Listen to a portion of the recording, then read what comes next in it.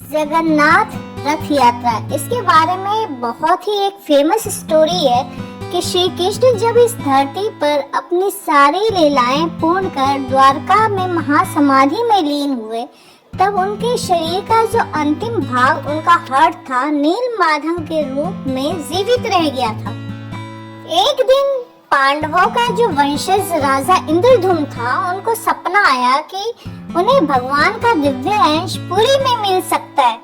तब पुरी में राजा ने भव्य मंदिर को बनवाया और उसमें भगवान की मूर्ति के निर्माण का आदेश दिया। मूर्ति बनाने का काम विश्वकर्मा को सौंपा गया, तो उन्होंने एक शर्त रखी थी कि जब तक मैं मूर्ति बना रहा हूँ ना, कोई दरवाजा नहीं खोलेगा।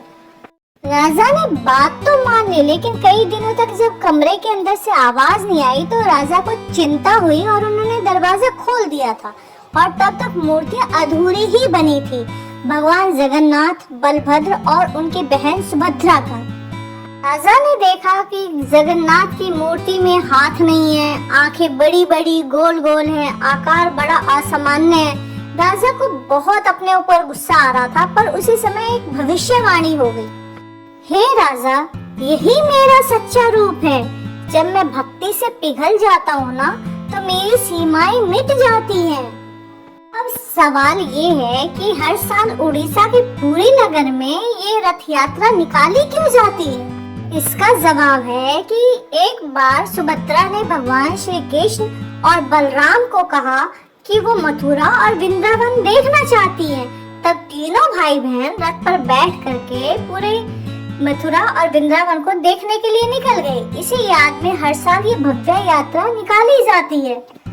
इस रथ को लाखों भक्त खींचते हैं, फिर चाहे वो राजा हो या रंग, इसमें जात पात का कुछ लेना देना नहीं है।